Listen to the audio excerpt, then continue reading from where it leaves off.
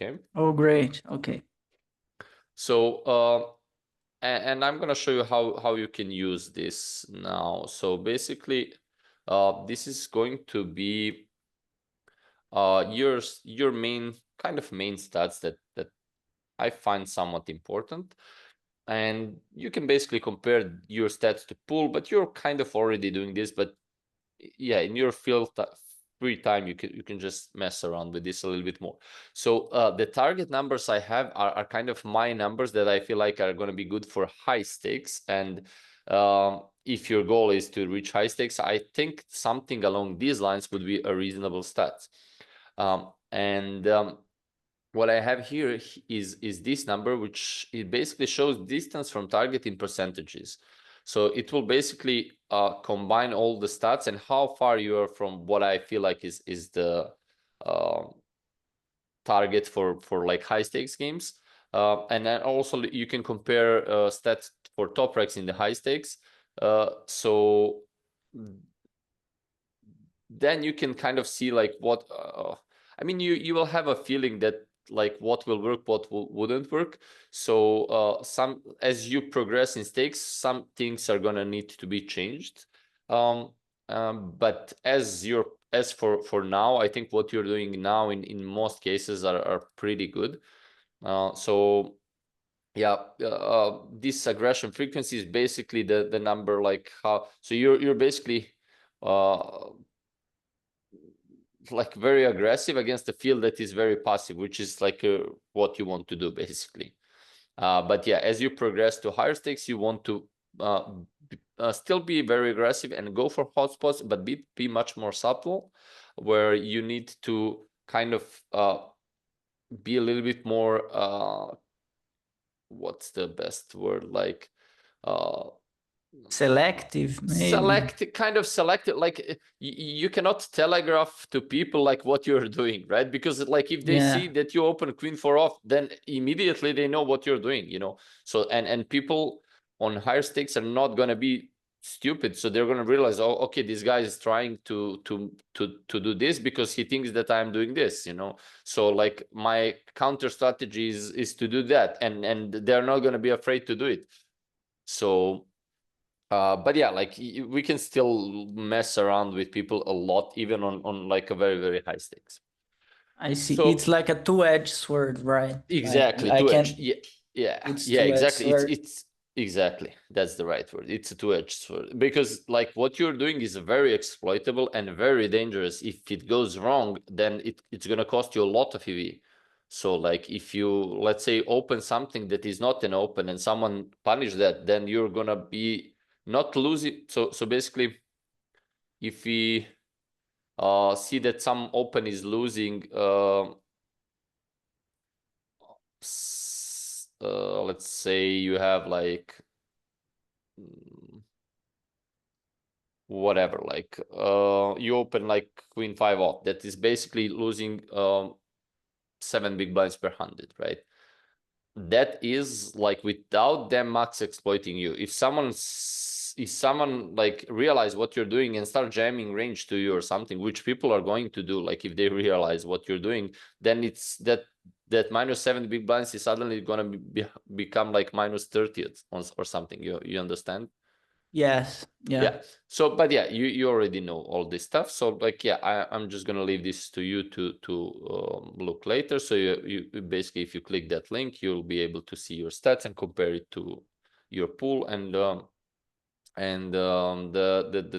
target stats basically. And we can like after you play like 2 months or so, like you can send me again, so I can just do a quick follow up on can put your stats again and All see like if, right. yeah.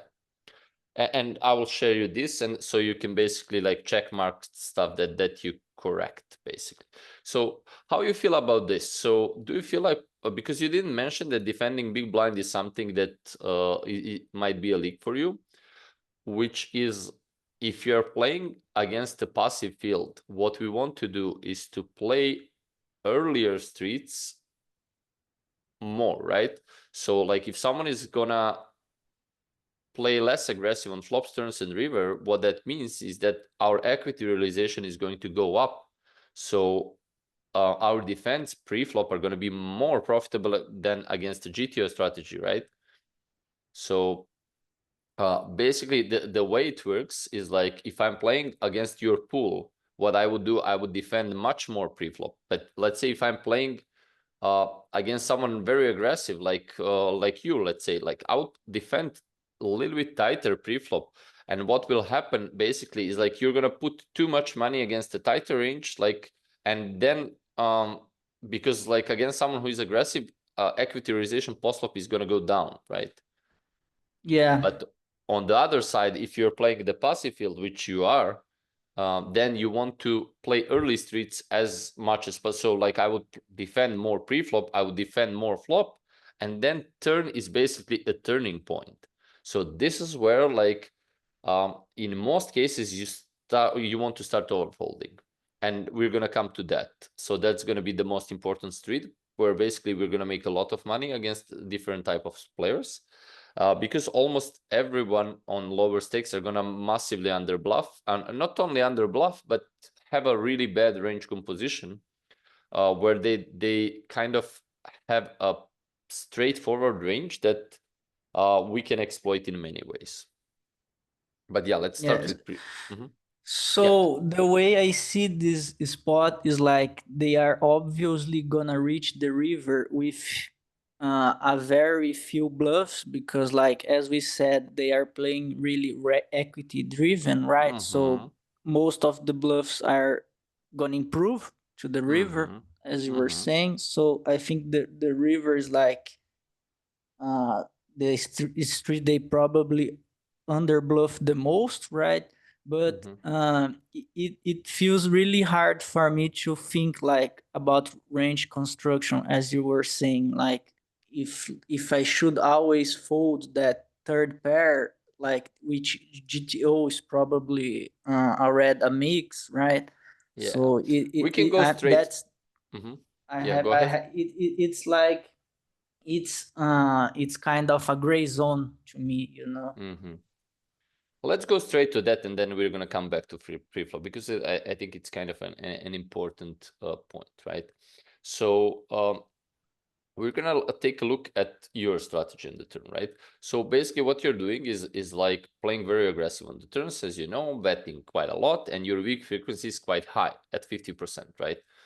But still, even if you look at you're like a very aggressive player, but your range composition is still lacks trashy hands, right? So basically what you are doing is also like betting. So you're betting more than solver for value, and you're also betting more gut shots and draws, and so your basically range composition is more equity driven, right? So even against someone as you, people should maybe overfold the turn, because like you're also going to overbluff the rivers in some spots, and that's also going to be a problem. So even though, let's say even if I know that you're going to overbluff the river, so if I call the turn and then have to call the river again, and we'll have a profitable call the river if I know you're going to overbluff the river, then it's still going to be expensive for me because of the range composition that you have. You're just going to get there so much. So basically how it works, I will show you here. And when we talk about the population, so what they're going to do, they're going to play much more passive than you, but they're going to still have the same range composition. So their their weak frequency is only 39%. So they're going to be much more value heavy, but their trashy hands is also going to be at 9%, right? And ace high is going to be at 7%. So they're still going to play like a lot of the equity driven range. So let's see how Solar plays this kind of spots, okay? So let's take this for example. So what happens here is here. So what happens here is on this river with this size, what solver is going to do is like, if you just hover over the no equity, no draw hands, we will see that it is firing them 66% of the time. So like all of this stuff is going to be fired at a very high frequency. So this is not like a very human approach, right? Yeah. So What has happened here is like people are gonna take a lot of hands, like gut shots that are like heavily checked. They're gonna check open-ended straight draws. They're gonna just play a very different range that are gonna have much more equity, right? Yeah. And it is just going to mess up things quite a lot. Uh, so what we can do is like we can change this, so we can just make a copy of this and make a range somewhat similar to what humans are going to do. And see what's gonna happen, right? So we can go to hand classes here and say that gotcha type hands are gonna be bet more. Oh, I did it wrong. So we're not gonna be super precise. We're just gonna try like this. So we're gonna say gotcha type hands are gonna go more. Okay. And then flash draw type hands are gonna bet more. For sure. And then what we want to do is open-enders are gonna bet more. And then we're gonna say that the other type of hands, like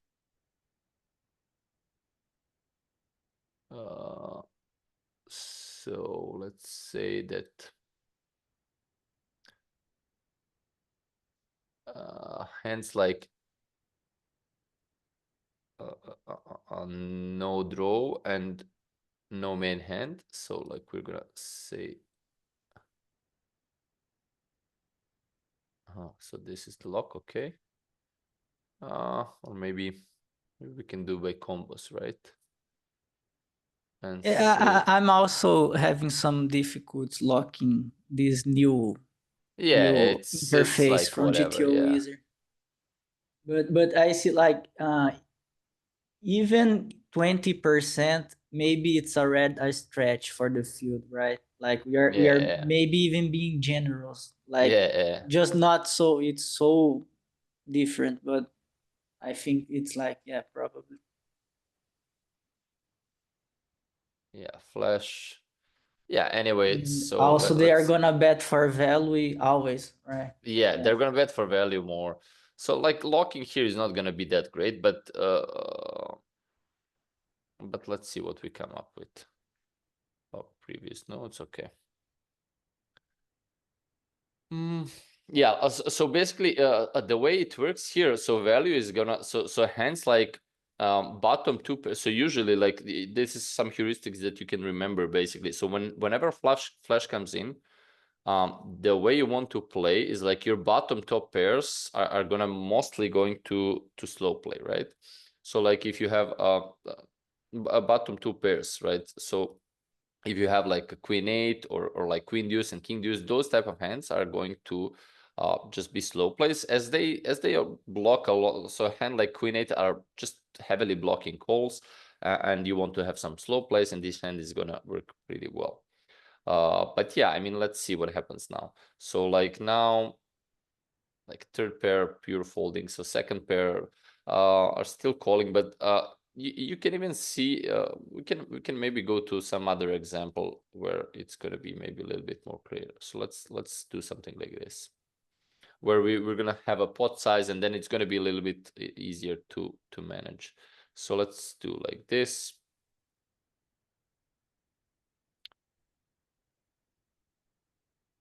And again, we're going to have just one size, and we're going to stick to pot.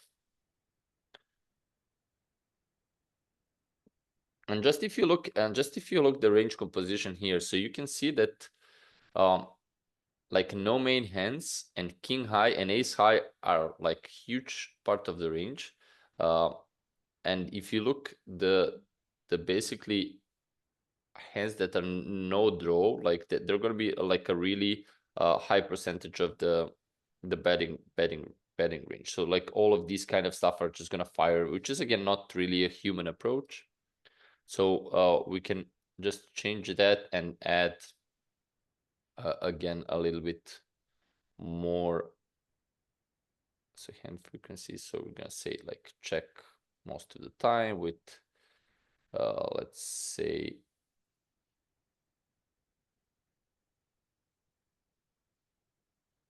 it's not gonna work like this.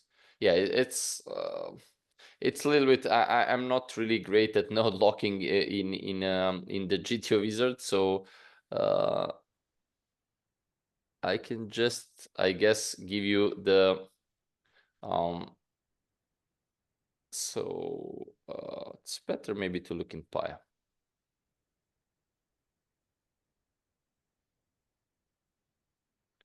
I'm not sure like how to best do it in this new node lock future, right? So if Yeah, it, it's yeah, it's a little new. bit challenging, yeah. So we can do it in Pi, but like we can also so new node, we can also like even skip the node locking completely and say maybe like this. Yeah, maybe like this. So like if I yeah, now it's gonna work better. So now we can say that instead of going this much, we can say that we are going mostly to check, and we're gonna say this apply to here. Okay, this is good. So yeah. Okay, and then we say that hands like king high, let's see what they do. These are reasonable, we're gonna keep that. So what do you think about these combos, king 4, king 5? Does people fire those? Probably not. It's really hard. I don't Yeah. think so. Yeah, so we can apply this as well, but we can say that open enders are gonna be bet more. So we're gonna say that these type of hands they bet much more. Yeah, I think they will always bet like flush draws and Yeah, straight. flash draw, gut shots, right? Yeah. Yeah, So like this type of hands also. So these are like, no, these are no draw. So open enders, they're gonna bet much more, right? So these type of for hands. sure. Okay, so I figure out how it works. So like we need to click here first and then okay. So we have these, and also like you mentioned that they're gonna bet value, so they're never gonna check the top pair, right? So if you Yes. go there and say like they're always going to bet the top pair, and then second pair, even they're gonna bet more, right? Yes, they usually do this half pot with second pair Just bet, because it's yeah, easy. easier, yeah, exactly.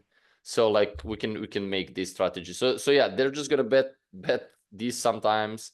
So yeah, And probably the flush draws, right? They and bet the flush draws, 100%. yeah, the flush draws are basically going to bet almost always, and we're gonna say flush draws are betting almost always. So this is gonna be now much more representative of what their range actually is. So let's see if we got it right now. So do we have now king queen betting? Gut shot not betting always, but yeah, open enders are betting high frequency, flash draw are betting high frequency, even checking sometimes, but mostly betting. Combo draws are checking. Like this probably we want to be betting, but like it's only 2% of the range. So let's see what happens now. So now second pair already starts folding.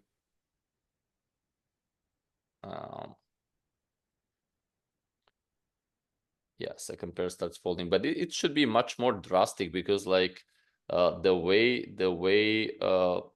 they're gonna play is just gonna be, yeah, like we still didn't remove these bluffs as well. So we're gonna need to say also that gut shots are gonna play much more aggressive, right? And then trash hands, yeah, we still have them bluffing these trash hands at a high frequency, right? So we want to say that these complete trash hands are checking more, right? Yes. Yeah, and yeah, this is now going to previous reads, okay. Yeah, so now because we still had them betting, so but now actually what is I need to lock all hands actually, because like what it is doing now to us, it's basically compensate, but by adding some other hands. So we need to click lock all hands before we need. So now what happened basically? So he added some bluffs in ace high now, right? So he's trying to trick us, right? But Oh yes, he's yeah, trying to balance. he's trying to balance now because we didn't lock all hands. So he's trying to balance now with adding some ace high bluffs, because this is the part we didn't lock. So we're gonna add. So people are usually checking the ace highs, right? So we're gonna lock all hands and apply. So he cannot really compensate by adding some other stuff as a bluff. So now, yeah, now when it's not allowed to balance itself, so now it's going to be like a very drastic strategy. Yeah, so this is basically what we usually see. So basically, we just, this is what I feel like is going to be a really good strategy. So basically, you call only the top pairs that has like overcards, basically, and then second pairs, I'm sorry. And then fold like everything else that is not like, this is all only with the flash draw, right? Yeah. So this makes a lot of sense, and this is usually gonna be the way you want to play turns. As you can see here, the way that they play now is like what they have. Like they still have like a reasonable number of bluffs, right? So 15% no main hand, 15% king high, 12% ace high. So this is like still quite a lot of bluffs, right? Compared to what we see in hand to note what their strategy is, right? So they have like only 39% win. And also, like, to just convince you completely into that, if you look at your turn call, so basically if you look, you can see that your action profit is like, you're basically losing minus, it's not like a really big sample or anything, but you can already see that you're losing like 5.2 big blinds per hand. And if you go like over some hands, you can basically see that like these type of hands, like where you call middle pairs on the turn. So yeah, this is kind of the example that we look now, right? That pretty much the same, right? So Yes. this is just going to be a spot where like you're playing against a field that is usually tight, and they're going to bet equity, drive, and range, where you just want to fold these type of hands pure and don't care, and just stick to the best 10x, and just be okay with that. Yeah. I see. Okay. So yeah, so that's going to be about that. I think that's is that that makes sense to you? Is that like Yes, yes. So it makes me wonder a bit, like, should I play tighter from the blind? Because, like, in one hand, as you said, theory would say that we are realizing our equity better with these hands, right? He's not like mhm. they are under aggressive. Yeah, but But this is like mhm, in other hand, like, it seems we are gonna be folding more than the solver does. Like, so yes, how is that? but So we are going to compensate. But we are going to compensate by getting the spot where they massively overfold to the river probes, right? So they're gonna overfold, as you already know, right? And you're punishing that. So basically, why they overfold to the prop? So what is the one of the main reasons? So one of the all main, it's their not trash hands is there. exactly all the trash hands is there. It's not like that people don't know how to call ace high, right? It's because they didn't bluff they didn't get rid of the trash on the turn, right? So they bring all the trash on the river. So this is our hot spot, and this is where we were waiting to make money. And even though we're gonna be folding on the turn slightly more than than the solver is, we're still going to overperform, as we're going to have a lot of, so we're gonna have so if you look how often they bet the turn, so basically they bet even a little bit more than a solver, but after they bet small, they bet less than solver, basically. So this is after 30% bet, which is most used size, right? This is going to be the biggest sample. And what Yeah. happens is like they're gonna be betting less. So we see the river. So half of the time, basically, we see the river where we have super profitable spot where they basically, oh no, overfold the range, right? Or overfold massively by like a 16% to a small size, 19% to a half pot, like huge overfold. This is already what you know, and already what you're punishing a lot. So Yeah, so I see. So basically, one, I can value bet very thin, right? Versus really capped ranges. So like exactly, this. So if I get the turn check, for example, I can go really thin for value. So that's a exactly. point for us, I see. And also, like as you are saying, so does this mean I should float the flop versus these small bets with at least these GTO marginal hands Even like wider, even backdoors? wider. And so it's probably best to float than to check raise, and because I don't need to build that huge pot by check Exactly. raising. Yes. So exactly, yes. So I would check raise. So basically, I would check raise the more equity driver range. So basically, how solver constructs check raising ranges on the flop. So it will choose like all sort of hands to like not allow the imposition to play good again. So this strategy is basically making sure it's unexploitable. So this is the main reason of GTO strategy, is to make itself the less exploitable. So it goes by like minimal exploitability basically. So this is why it will have these type of hands like a bottom pairs, right?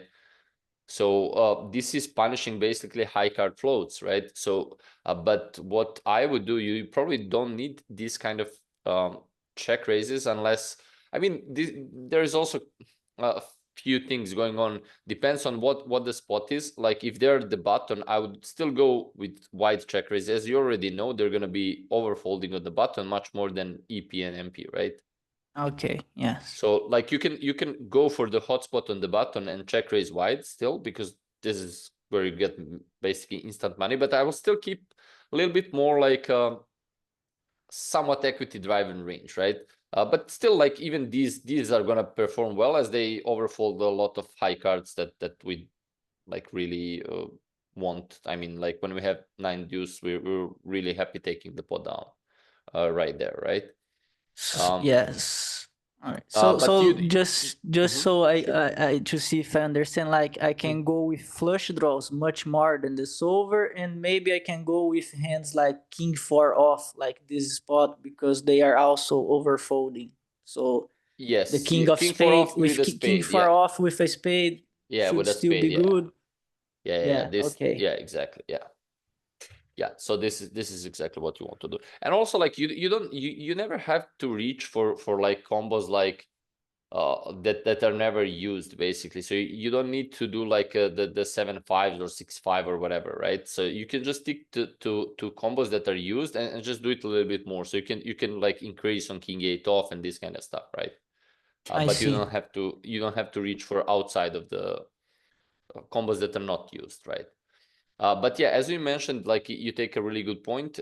Basically, like you're just gonna float wider and then wait for spots where you have like a really. It doesn't mean like it's not that you're always going to fold the turn. You're still going to call reasonably. You're just gonna slightly overfold the turn, right? I mean, you're not gonna play. So basically, it doesn't make sense to try to play GTO, which you're doing, right? At the moment. So you're trying basically to play to call even more than GTO against people that are too tight, right? Yes. So our way to punish that is basically just to wait a spot where they check, which is half of the time, and then we have a super profitable spot. As you mentioned, you go for 10 value bets. You basically know exactly how their range looks like, right? So you Yes. basically get to the spot where you print money, and then on the turn you're gonna slightly overfold and let them have it, even though they're gonna have like they're still gonna lack bluffs. They're still so it will be the same as you uh on the river. Let's say they bet pot, and you know they're bluffing like 28% of the time, right? So you know they're gonna be bluffing you sometimes, but still they're not reaching 33%, right? So they're not reaching enough bluffs, right? So you can just overfold. Yes. Perfect. Yeah. Okay, that's great. So yeah, so this is for defendability. So the second thing about the preflop at 40 big blinds, what I want to mention is uh, I I think you play too simplified BBB strategy, which I think may like you're going for a hotspot where they overfold a lot and you just raise a lot and play VPIP 100%, which I think makes sense. But you can play more advanced strategy and make even more money, because what is true is also they play really bad in other nodes as well, right? So if you play limps, they're gonna play they're gonna overfold massively in limped pots, right? So if you look how they play in limp pots, let's say, as in position, you can see this is ISO, sorry. Yeah, so you see the massive overfold. So what is the reason for this? It's It's pretty very unnatural hands to defend, right? Yeah, that's one. And also, like, what's the other reason? They again don't get rid enough of the trash hands pre-flop, right? So they have a lot of trashy hands to Ah, fight with. yes. So yeah, this is also like, so instead of like raising with some really bad hands, so let's say you would probably raise sometimes with 7-4 off and stuff. So you can just play these hands as a limp and still make more money without bloating a big pot, because you're still going to have a really profitable spots in limped pots as well, right? Yeah. And also, like, you're going to see the flop more often because they're not going to raise enough, right? So if you look how they play as ISO, they're not gonna reach 44%. They're way too far off from this. So you see the flop more often that you're supposed to. So you can basically play a perfect against that and make your strat. You can go to HRC and put their strategy like this and see like which hands. You can just play straight your hand. You don't have to be balanced. You can just play this hands wants to limp, this hands wants to raise. But yeah, this Interesting. is Okay. yeah, but this is exploit for this kind of field. Like we want to think more about how to play better at higher stakes. So you can still play raises from small blind, as they are still gonna overfold on higher stakes, but we're not gonna play we're not gonna look to play like 70% raise. So what I would do is like I would play like 40% raise and then limp close to this. So that's going to Okay. be a kind of a good strat. And you have to remember that you still, again, going to have a profitable spots in limped spots as well.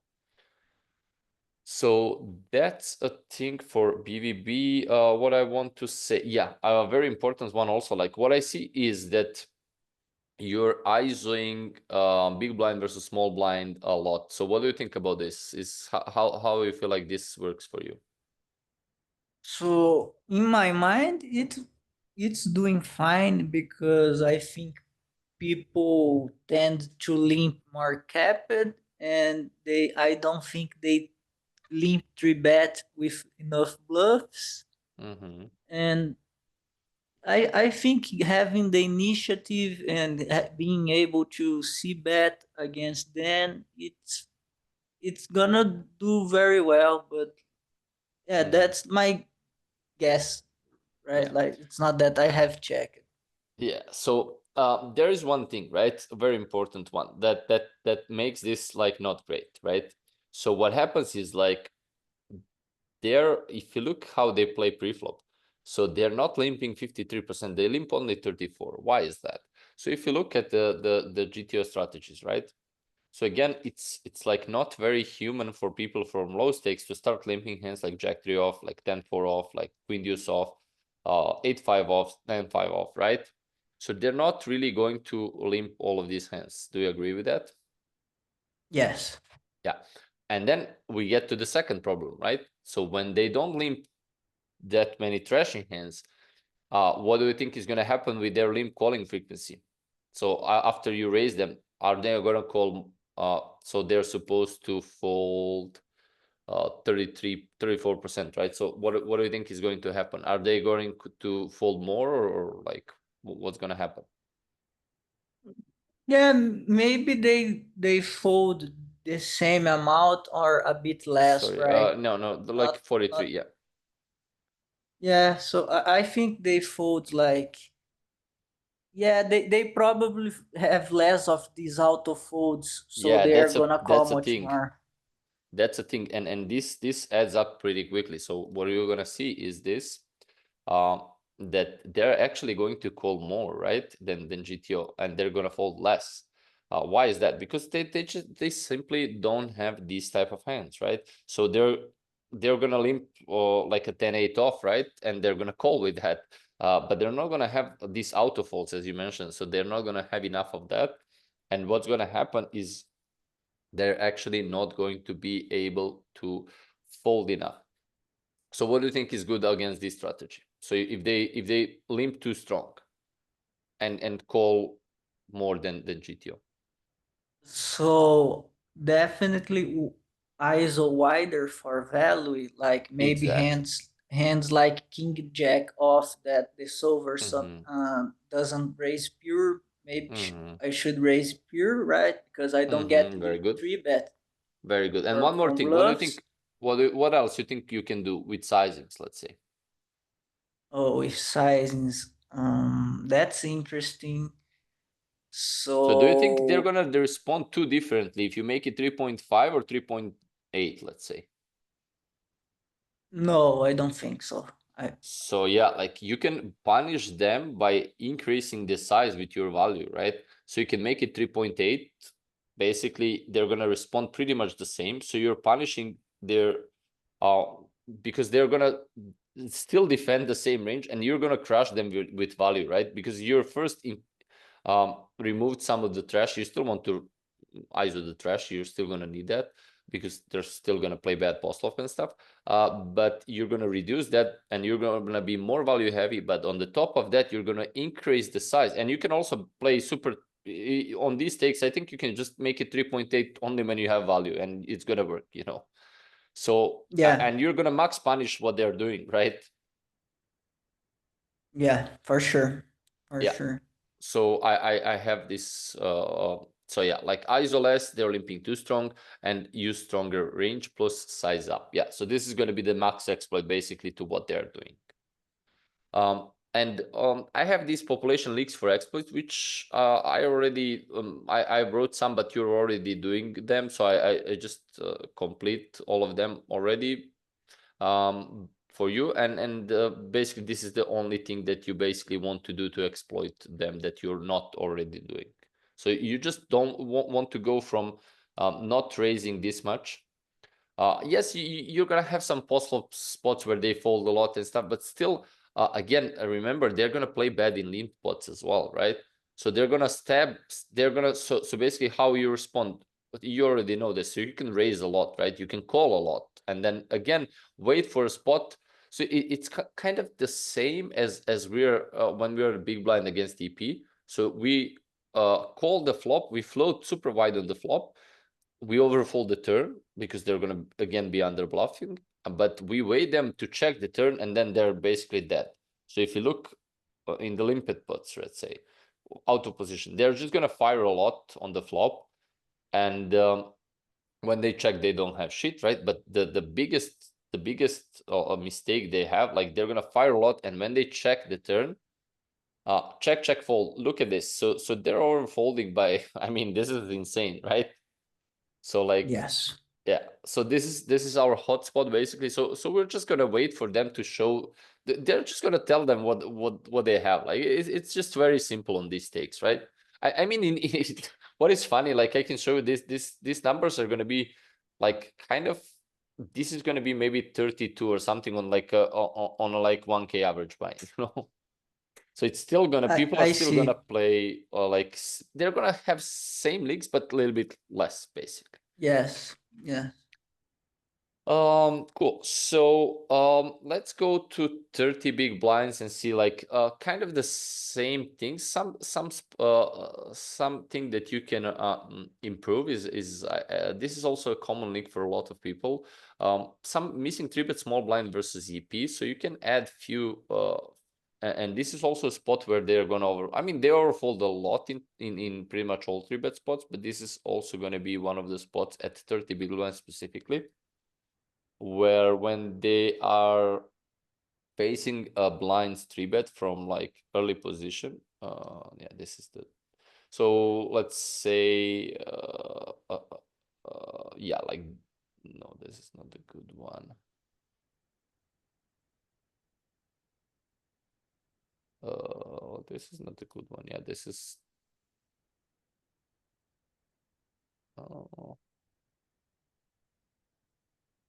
So yeah, like it's just gonna be a spot where they're gonna overfold.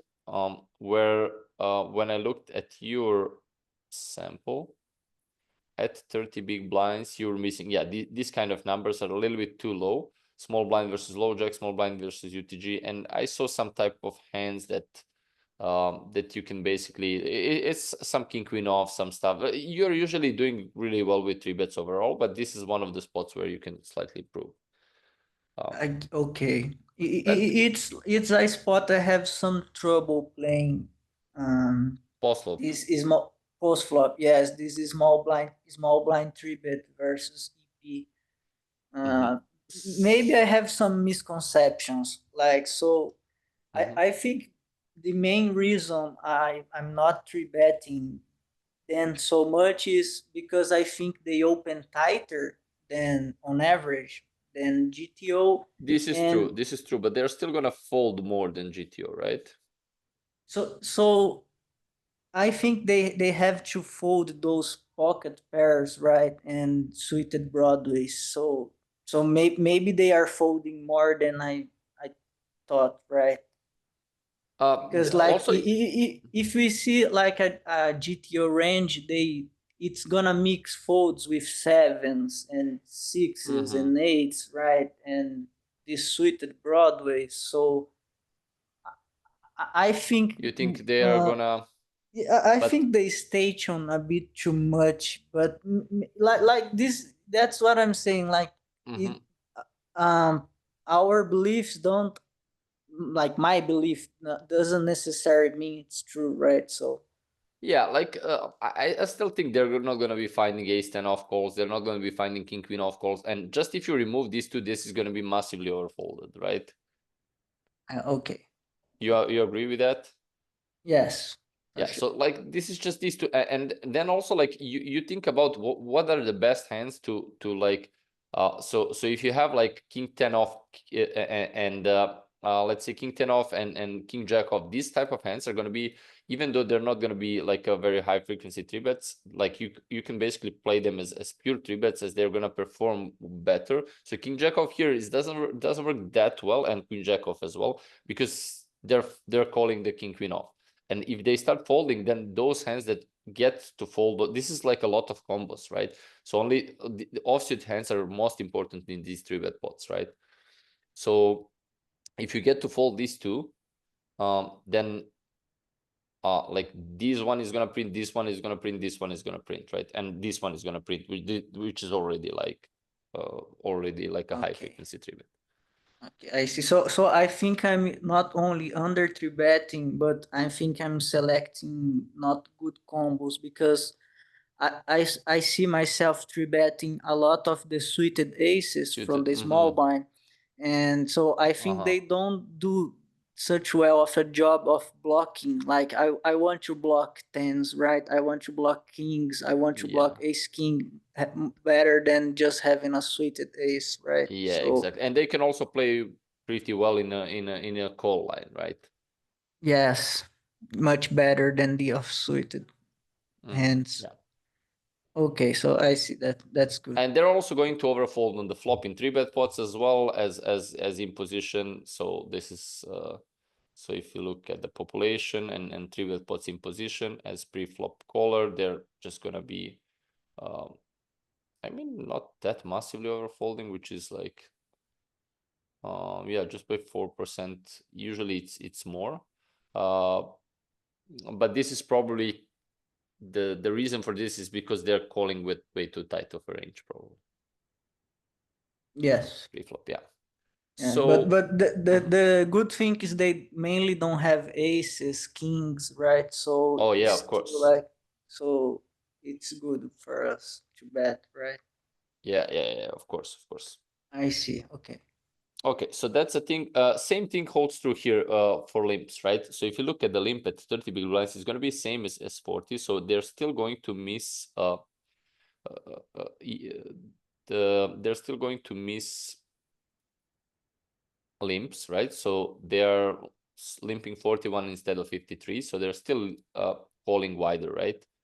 And the exploit is going to be the same. So you see that this is a massive difference, right? So they don't have enough trash to fold, and then our exploit is pretty simple. Just play more value heavy, size up, and yeah, and wait them in the limp line to float them and wait them to check on the turn, basically. All right. So like to ISO really trash hands, I should really be selectful of the spot. Like if I know usually You know, when like with 20 big blinds is going to be more, it's going to be good. With 20, 15, like these stacks are going to be like they're going to fold a little bit more, but it's still going to be close. At 40 and 30, 40 big blinds is the worst to ISO wide. 30 big blinds is slightly okay. better, but still pretty bad. Like you see, it's still very bad because they don't fold enough, right? Yeah, yeah, it makes sense. Like it's usually late game, like deep late game that they limp fold these Yeah, hands. yeah. If This is where you can attack a little bit more. Yeah, of course. yeah, I see. Okay. And as for population leagues at 30 big blinds, so they don't 3-bet or 3-bet shove enough small blind versus cutoff platform for fold more to 3-bet. So like I see some hands that you're calling a little bit too wide in kind of like a GTO style hands, like in jack off and stuff. Like I think you can just fold more as they're not 3-betting enough versus late position. So that's a small thing. I mean, not super important one, but I mean it is kind of important because like they're especially post flop. What is important is to be aware of what that we're playing against a tight player pre-flop, right? So and if you're playing against a tight player pre-flop, we want to make sure to think about that post flop as well. I have some example at 100 big blinds that I can quickly show you. So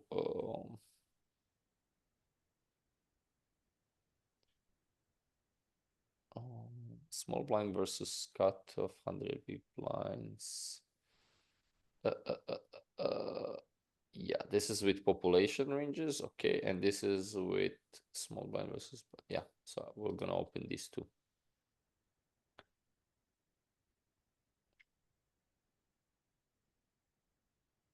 So what's gonna be the difference basically is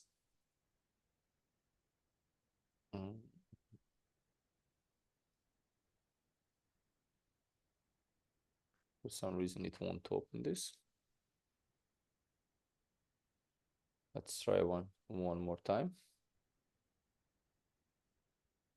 Maybe this one will look.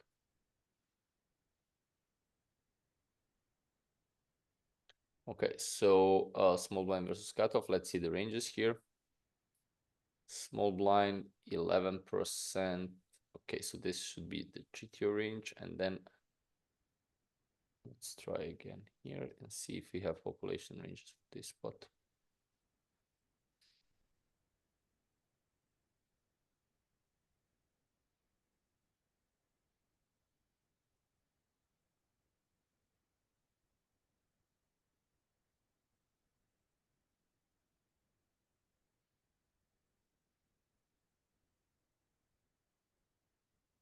Oh, okay, now it works. Okay, good. This and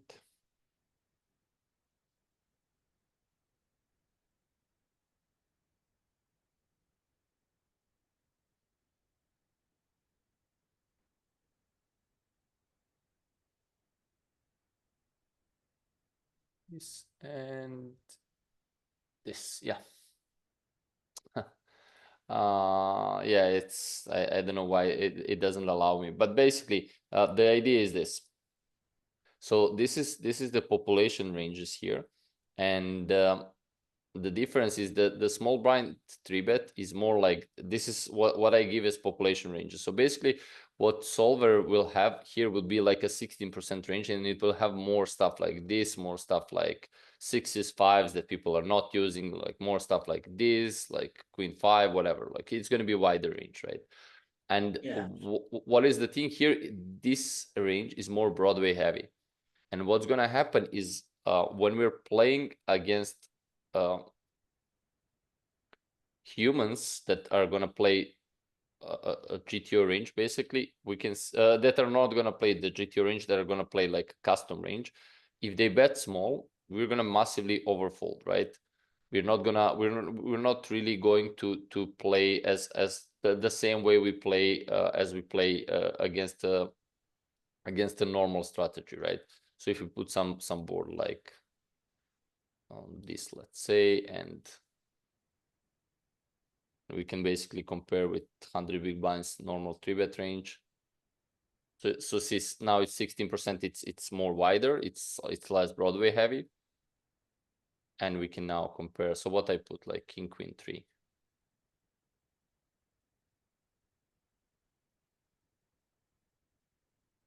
And what we can do, we can just say that this is going to be the same range, just to put the same size.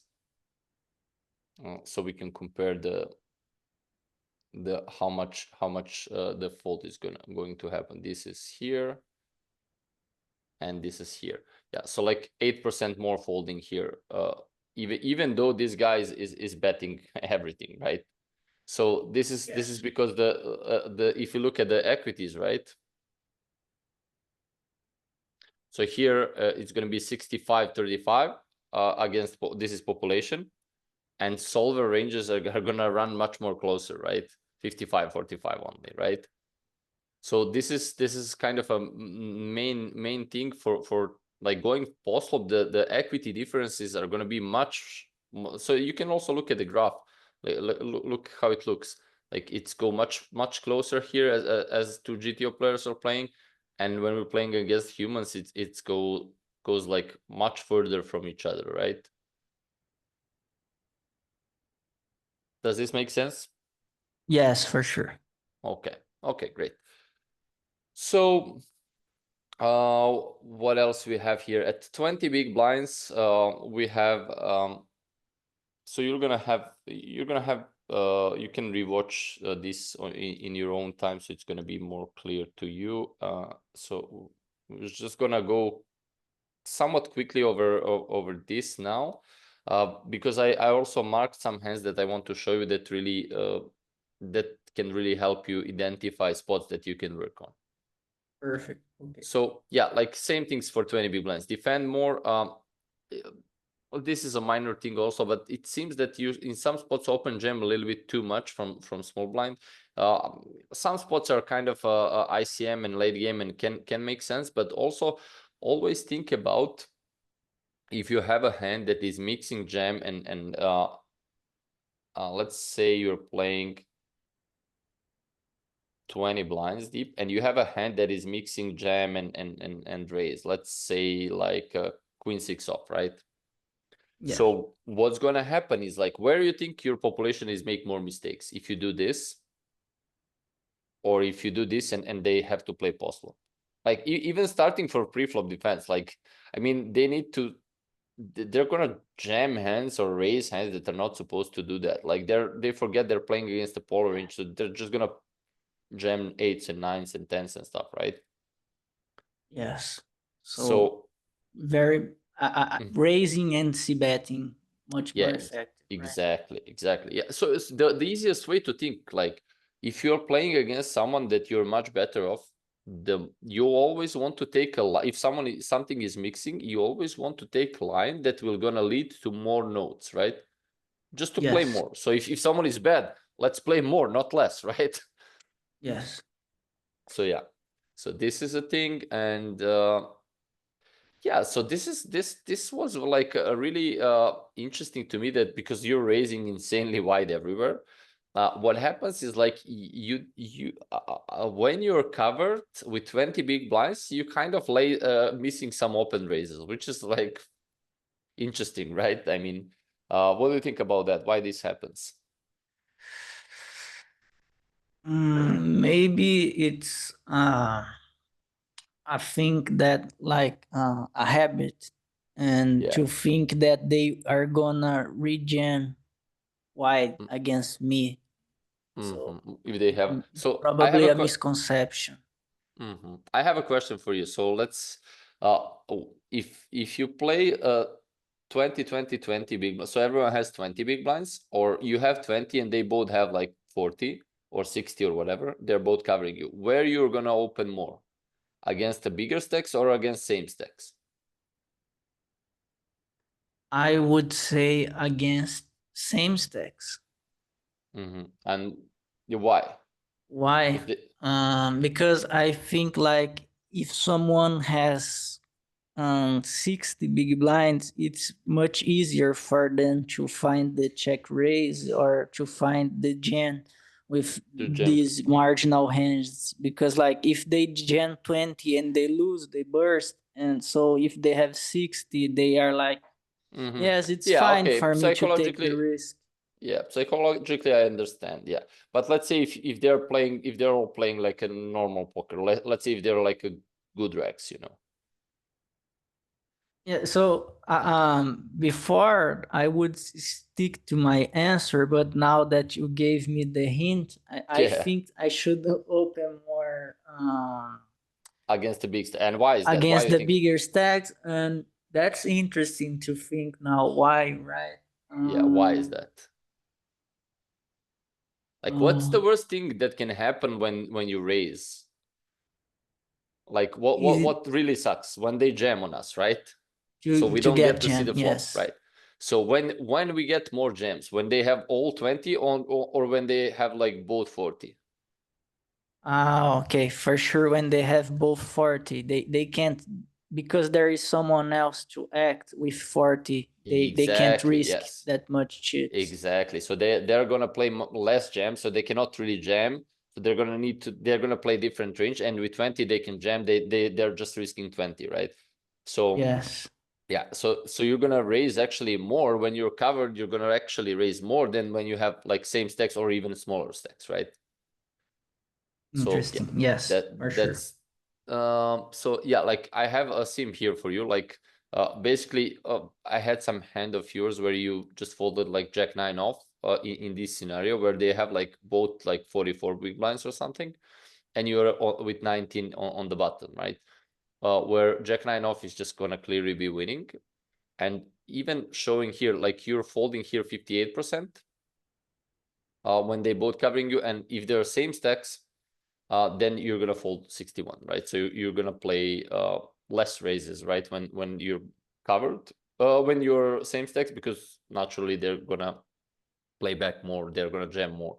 And here with when they have 40, right? They're not allowed. They need to 3-bet. They cannot really jam too many hands, only 2% because they're risking 40 big blinds, as you mentioned. So yeah, Perfect. Very okay, nice. yeah. So that's a thing for 15 big blinds. They're too tight as they're too tight as PFR covers fold more. So when they're as pre-flop raise, yeah. So we need to fold. Yeah, they're also like way too tight when they're covered. So they imagine like when you're like a very aggressive player. Like when you're doing this, imagine what they're gonna do. They're gonna be even more tighter, right? So we need to be careful when we are on the other side, when we are at 40 big blinds here. So when we are up, let's say we're with the big blind here at 40 big blinds. So like we're gonna jam all of these hands, but if we say that they're not really going to open the, like if you fold that, they're gonna fold for sure, right? So let's say, yeah, they're gonna play something like this, then suddenly your jamming range is gonna become different, right? So you're not gonna be super happy jamming these type of hands anymore, right?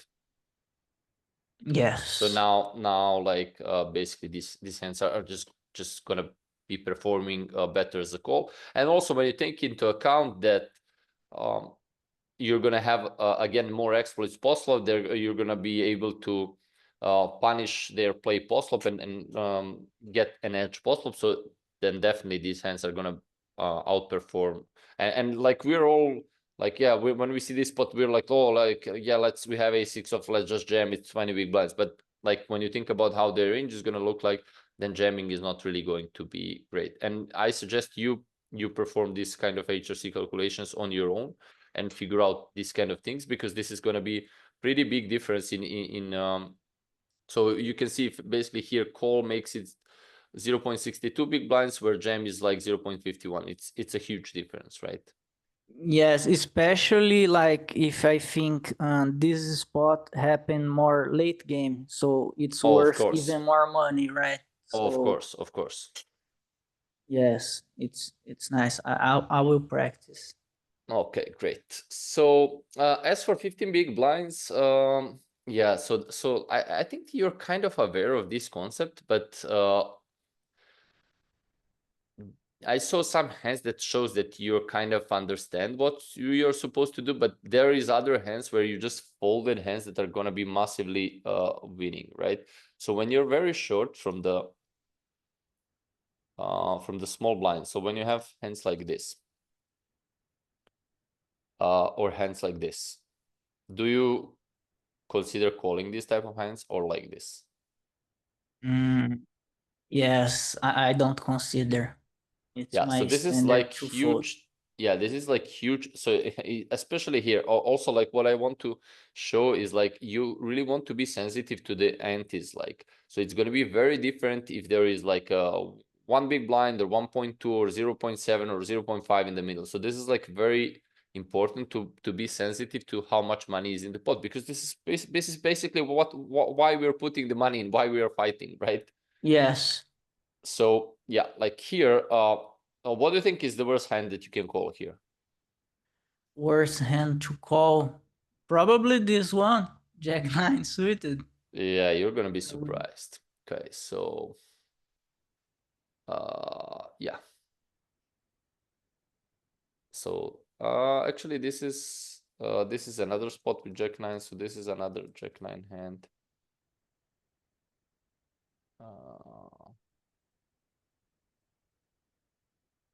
Yeah, this is the another one. So it's not the same, but I mean it's kind of the same, right? But I mean Jack 5 suited plus you can call basically. So Wow. there is also interesting concept here. So like what happens is like there is a really good thing that can happen is like you call here, and then big blind is going to ISO with like this type of hands or whatever, and then this guy is going to fold, and you're gonna have an amazing price, and you just call range. Ah, okay. Okay. So because like you're gonna have his dead money, and then he can, and especially if someone, let's say he has 15 big blinds, then you're gonna call even more, because the great situation is like you call, he jams, he folds, you call.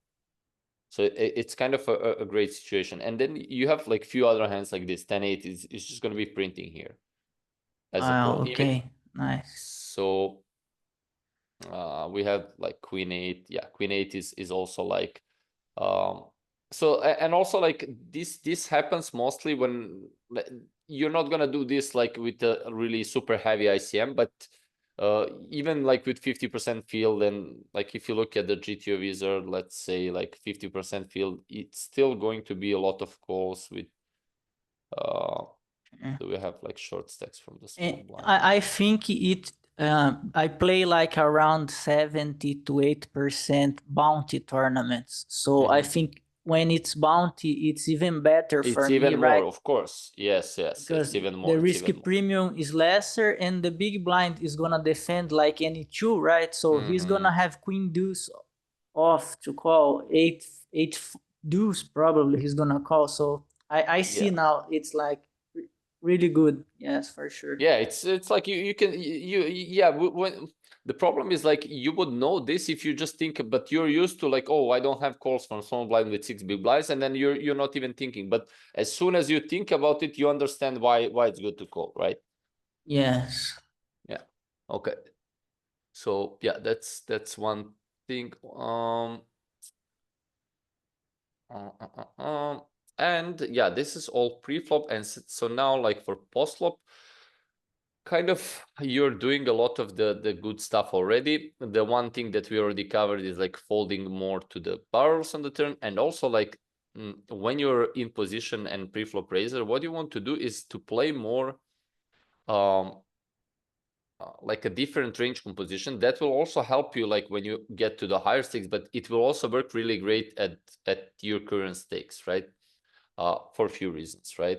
So where was that hand that we had before, like with a, I mean, we can do whatever hand. So just to explain the concept. So yeah, whatever, like.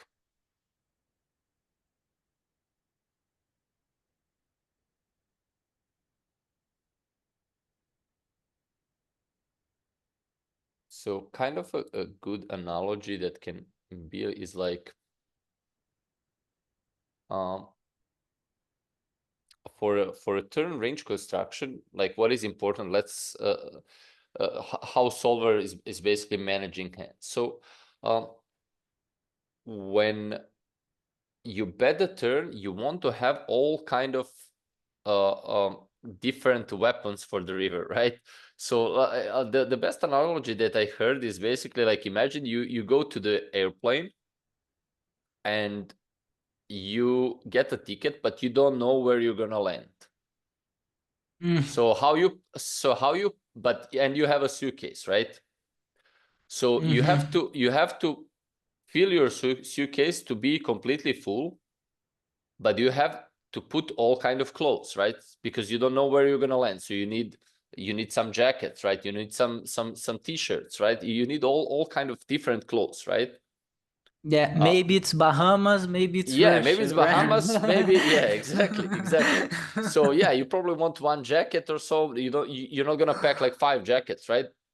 So, but Yeah. this is why basically you want to have because you don't know if river is gonna be a spade. So let's say if you play Euro strategy, right, and river is a 9 of spades, right? So what's gonna be your bluffs? So it's not gonna be No, possible to almost have none. almost none, Yeah. exactly, right? But if you bet with Jack 4 of hearts, right? So that's basically going to be your jacket, or so now you're going to be able to have some bluffs to pull from, right? Yes. So yeah, and this is also it's also like another very like important and in interesting concept is like when you bet the turn with this type of hands, what's going to happen is like you're basically going to have a draw to where people overfold, right? So when the river is 9 of spades, when you jam there, people are just gonna start thinking like everything got there. What is he bluffing with, right? So they're not gonna expect you having Jack 4 or like Yeah. Jack-deuce suited, right? So It's basic, probably ace jack with the ace of spades, yeah, right? it's just That, few that's bluffs, right? that's very few. Yes. Yeah. So they're naturally going to overfold, right? So Yes. what are our draws on the turn? They're actually like not a semi bluffs, they're semi value, right? Because what happened is like when we get good rivers that are like overfolded, then basically our turn bet is a value bet because like they're gonna fold on the river, right? Much Yes. more than they're supposed to. So basically, what we're going to do, we're going to be betting a lot of these no equity stuff on the turn, and they're going to be like our drawing hands to good stuff on the river. So we're not gonna. So if the river is complete brick, we're not gonna fire those, right? Those are not gonna be great. Actually, like we probably on this specific we fire. Usually we don't when everything breaks, we're not gonna fire these no equity stuff as much. But when a lot of our draws complete, those are going to be our best candidates, obviously. So Makes yeah, this sense. and also this is also going to help you. Not that you're doing that, you're not folding rivers that much because you're raising a lot and stuff. But usually, what happens is this helps also people not have uh, folds against the probes on the river because they don't bring in that much trash on the river, right? You're not doing that because Yes. you're finding other ways to fight, so you're raising and doing some stuff, right? And calling more, so you're not overfolding the river. But it's going to be even easier. You're not going to need to do that many raises. You could just you're going to have strong hands more often.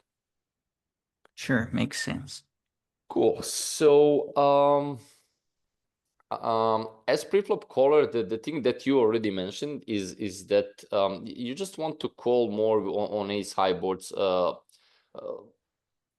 I had some spots marked where you where is the ace high boards? think something like this. Yeah, like this type of spots where you can just float wider here in these type of spots.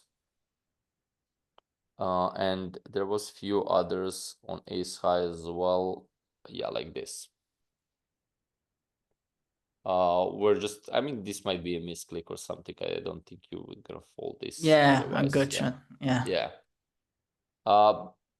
But even this is probably not a misclick. This is yeah, this hand is just gonna be even this is gonna be a GTO call, and like even in reality is gonna be even better.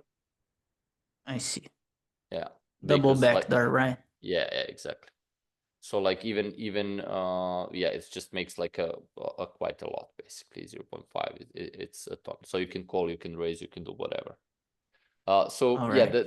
the only thing is that you're calling a lot of the others. You're not overfolding too much, so you're doing well. But the only thing to improve is on ace high boards. Okay. Um, so population leaks that you're not already exploiting. Uh,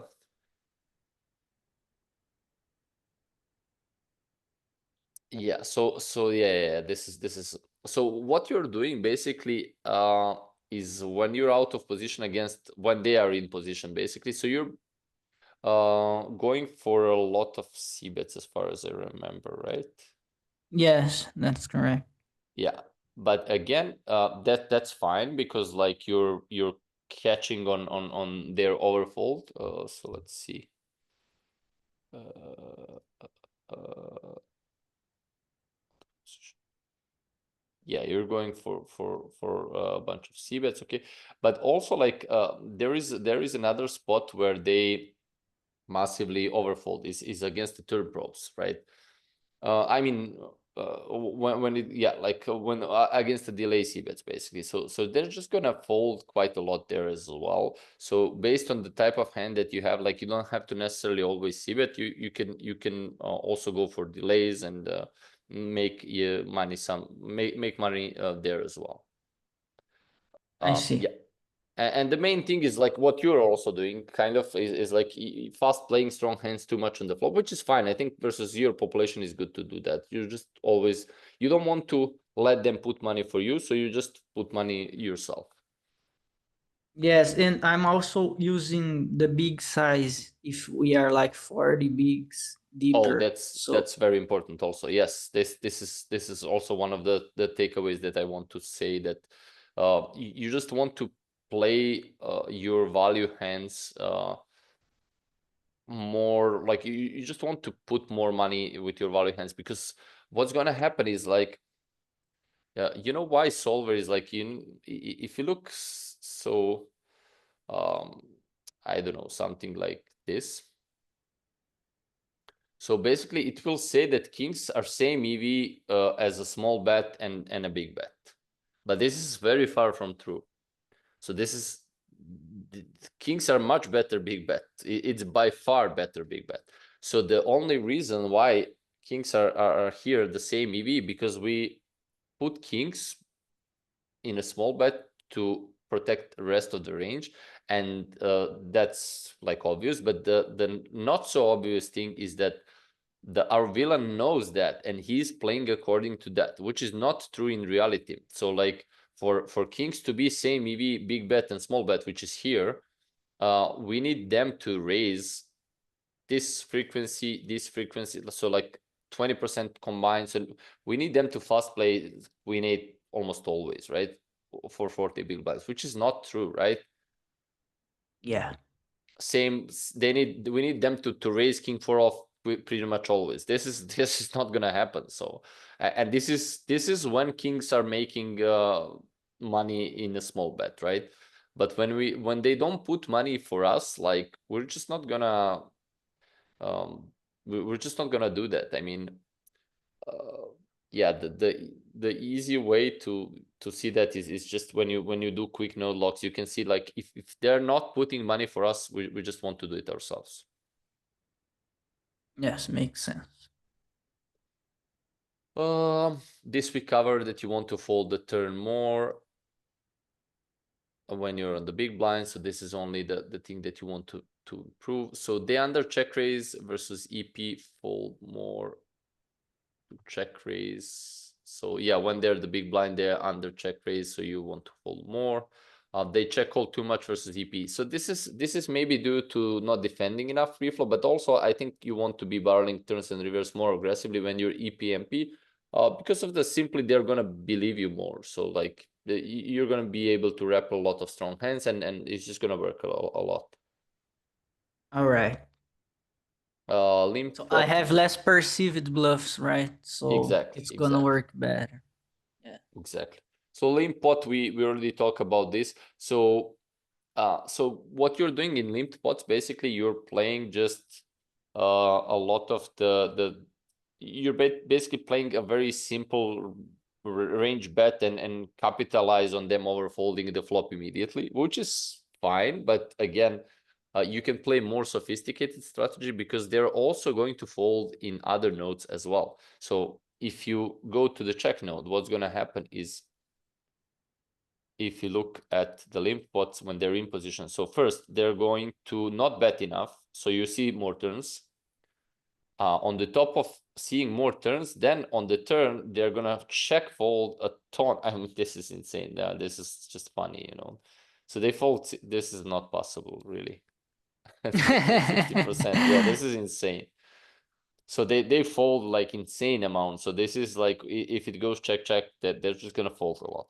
So again, it's yes, there is a node where we make money when we just bet everything, but there is also like other lines where we're also going to make additional money.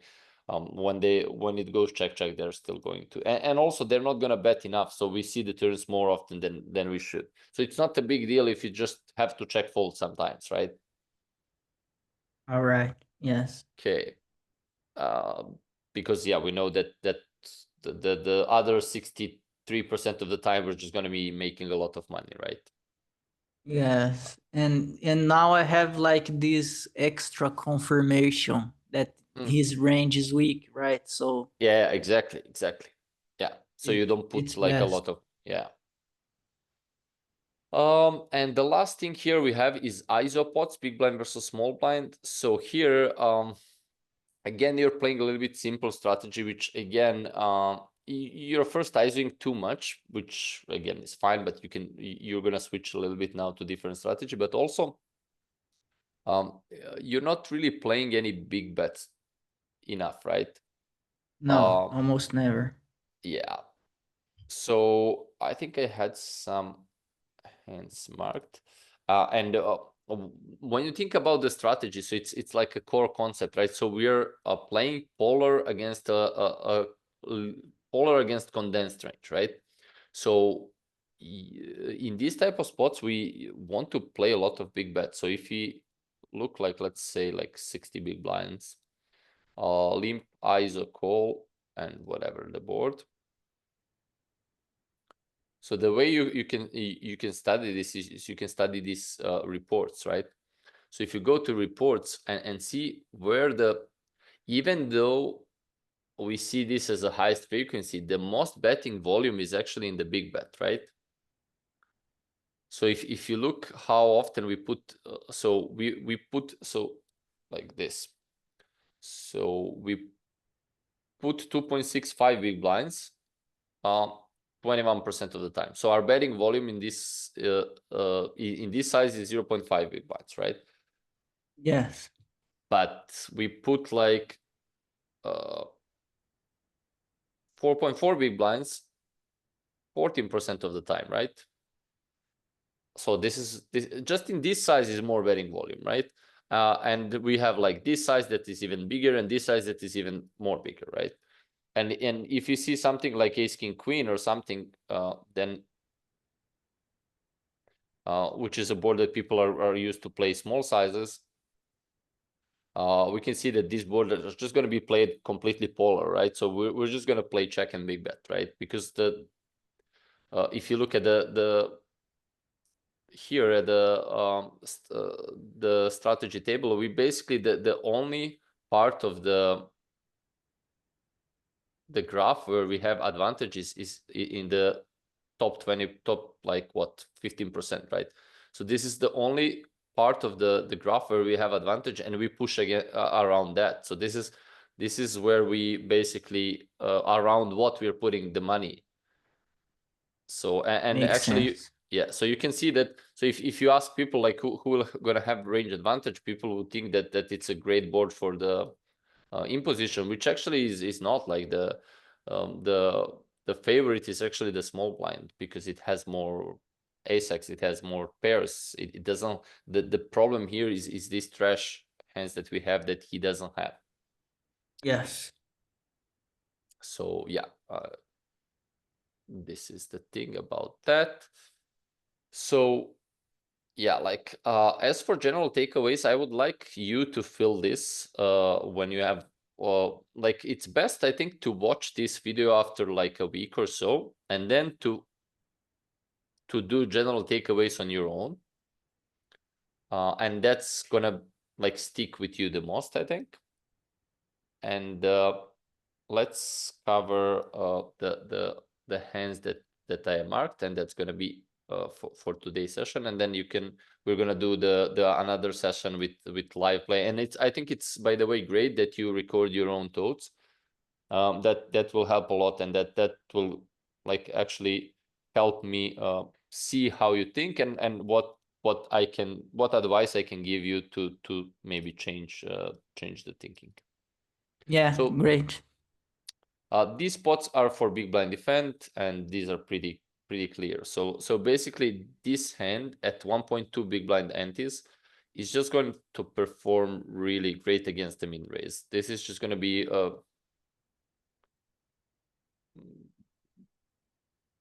It's like not even close, right? it's not Like, even close. Yeah, it's just yeah. printing. It's and not even taking account that you're gonna have edge post flop. Same thing here. Same thing here. So like a lot of these kind of close spots that is just gonna be yeah, like a really, yeah, this one also. So these are all same things.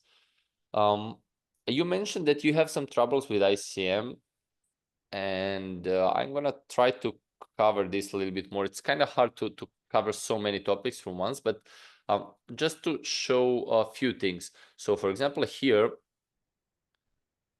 they need to be extremely tight for this to make a good open, I feel like, because like first we're dealing with 0.75 antes, like we're dealing with a bigger stack on the big blind, we're dealing with a 7 big blinds reshove stack here. So I would just fold this Yeah. against most players.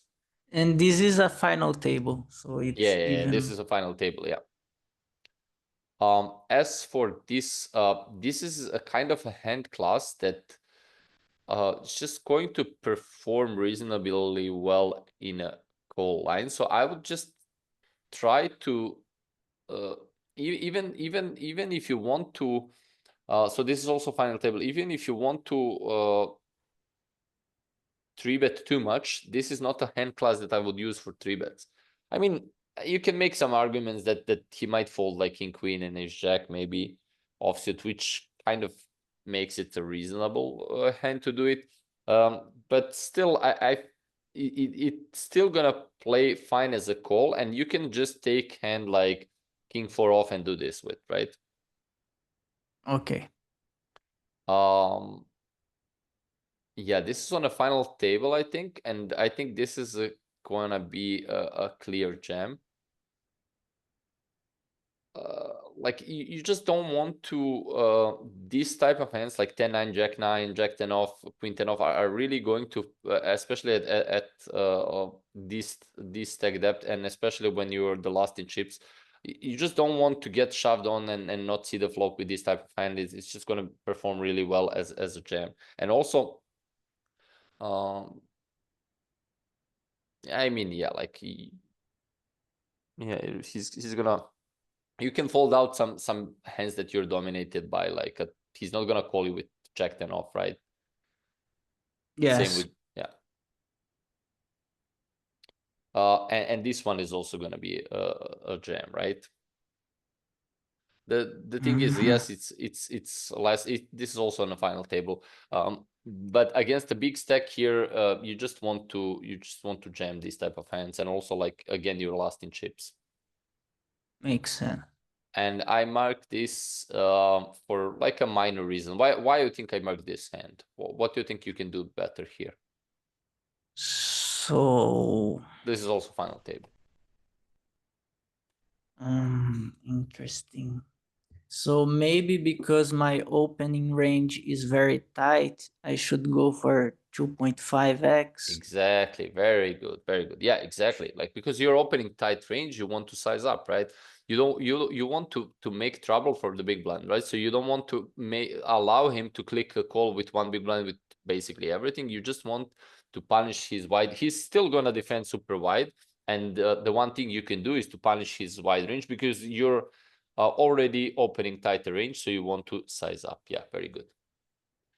Nice. Uh, this one this one is for like turn barrels, right?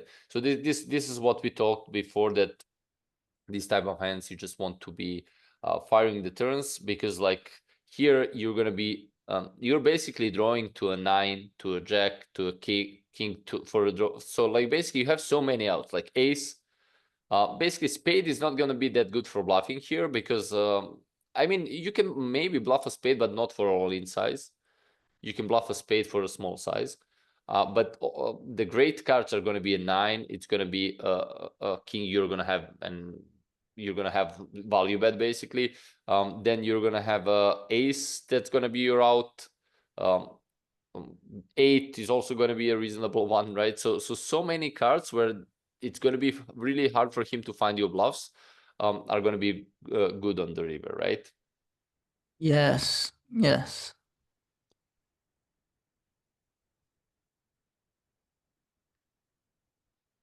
Kind of the same thing here. Also, like, uh, yeah, like this, yeah, this one is just gonna be good. Yeah, same thing. This is gonna be like a probably a pure bet in GTO. Like, maybe not because of the. So if you have spades, Jack 5 of spades, it would be a pure bet for sure. But even here, even this is gonna be like a very high frequency bet.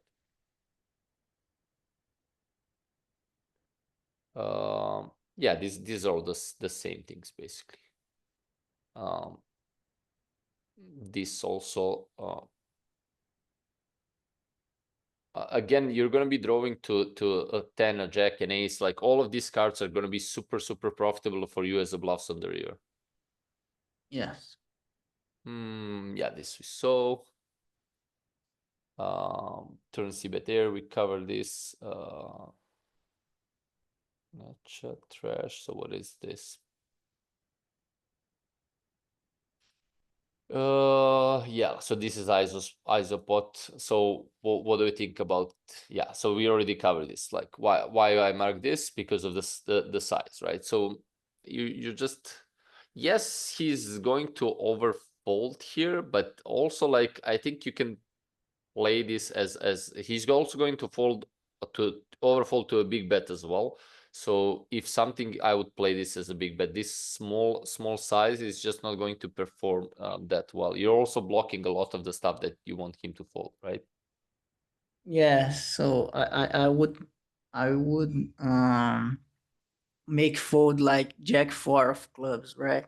For this Yeah, small yeah. size. He should never fold like a king high, queen high with backdoors, right? So Mm-hmm. there's basically no hand to fold because Yeah, either yeah. he has a gut shot or some strong backdoor, right? Yeah. Yeah, so like and also the main thing about this board, I mean, what I would do, like I would mostly play a one size here, and I would just play a big size and check. I would not play many small sizes here at all. So I mean, like if it's a flash draw, so 100 big blinds, maybe I play like B60 or something. Yeah, but still like the solver one's basically pure polar strategy with a big bet and yeah, with a big bet and check. And also like what is interesting, and it's more it's more happening when we play these 40 big blinds.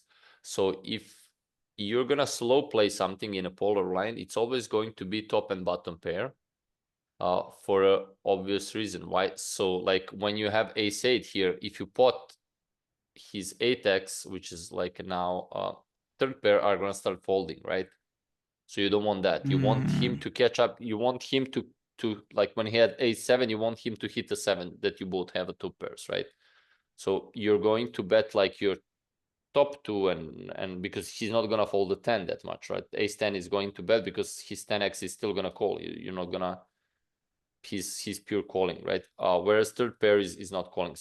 So this effect is gonna be more clear with shallower stack sizes.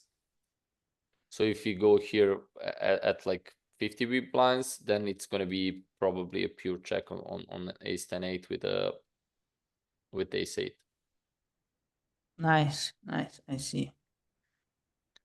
But with hands like ace king, I Yeah, should just I big bet. find the checks or no? No, I no, no. just Those are bet, gonna, right? no, you just bet. Yeah, you just bet pure. And you can see here it's kind of a very clear, right? It's kind of a Okay. pure check. Okay. Yes. And it's for the obvious reason, like they're gonna basically fold the third pair, and in reality probably always if you overbet the flop, right? So Yeah. you Yeah. you really want to keep, if you want to have any slow play, it will be just that. And I mean, yeah, even in reality I think this is gonna work fine, like you just let him catch up, and having a few slow plays is good. But yeah, these hands never slow play, it's just like past playing. Makes sense. Yeah, what else I marked? Let's see. Yeah, so this is also a nice, so kind of a similar thing. Uh, I mean, the one thing that solver does that I remember is basically, and it makes so like when you have basically the bottoms hands like 3 and deuce, you're highly bluffing off like very often because they unblock a lot of call fall hands. So this is like when you take this line, like you can have 8-9 here. You just don't want to lose to 8-9, right? Yes. So I would just fire the river like always. Like he's supposed to call with this hand sometimes on the river as well. Yeah. That's true. Yeah, this is also so who you think is the favorite here, small or big blind on this flop? Small blind for Small sure. blind, yeah. Do you think he's gonna have leads in GTO? Oh, that's true. I think he must lead. Yeah. He should for sure. Yeah, so like if you look right, what was that, 30 big blinds, limp ISO. So what's happening is like small blind has this offsuit king X where the big blind mostly check this offsuit king X. So and also like the very connected boards like these king 9, king 10 9 are really going to favor the small blind, and small blind is really going to develop a substantial leading range, and also it's going to lead for a big size. So it's basically going to start putting a lot of money in. Why? Because like solver doesn't care who has the basically um uh, what's the word, like who is the aggressor pre-flop, or it's just what is important is equity, right? So small blind has much more equity here. It's like 55-45, so it will just start piling the money in, right?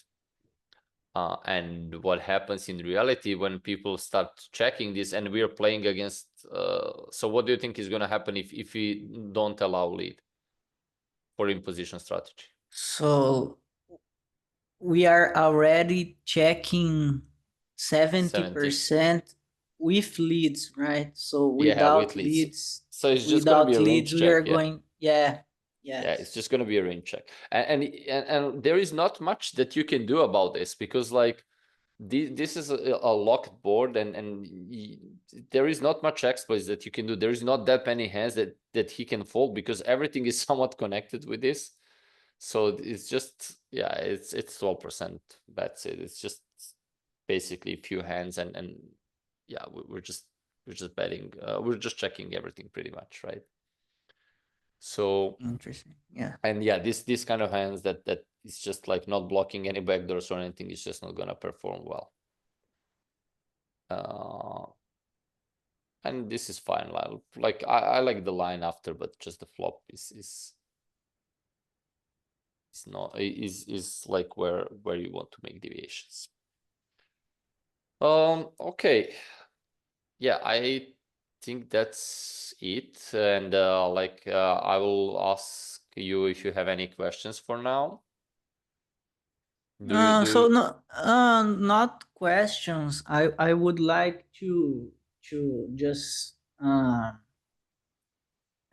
say that I really appreciate the coaching. Like it was really good, and Thank you. I think I will, for the general takeaways, I will feel it with after I review the session, and Mhm. then I will come up with a study plan for each part, right?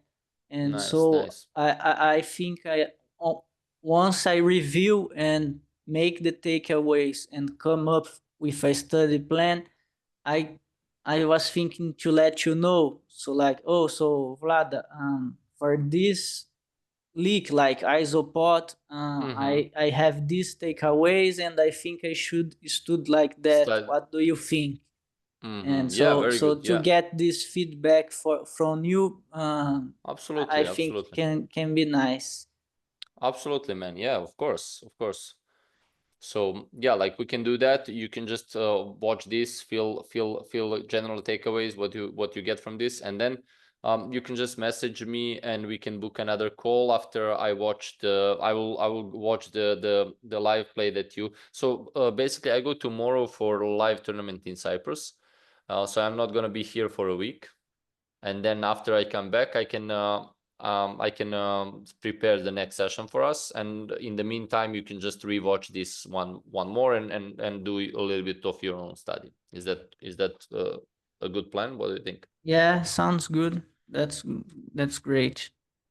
Okay, man. Yeah, like I'm happy to help. I think you're a really good player, and your style is really really good. And I think you have a really good potential for getting to the high stakes, and I'm really looking forward to it. Yeah. Thanks. Like, I'm trying to invest the most I can in myself now, right? So, like, I really appreciate like getting to know people that have already gone by the path that I want to go.